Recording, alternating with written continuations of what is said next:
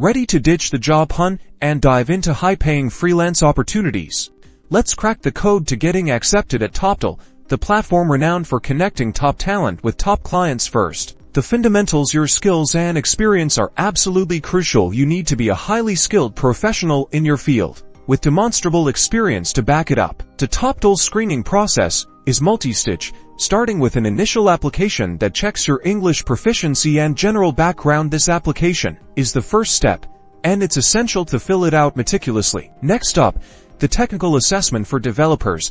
That means algorithm challenges, coding tests, and in-depth problem-solving. Designers will face design challenges to test their creative ability and knowledge. Prepare by practicing, reviewing common interview questions, understanding design principles, and honing your skills. These steps are critical. Then, there's the live screening with a Toptal expert. This is where you show your communication skills and your ability to explain your solutions clearly. During a time test, demonstrate clarity and confidence to show your professional approach. Finally, the project interview, where you demonstrate your skills with a client. Your ability to deliver exceptional work while communicating effectively is the key to success here. Remember, showcasing your expertise and demonstrating your ability to work effectively with clients will boost your chances of acceptance. Good luck, and let your talent shine.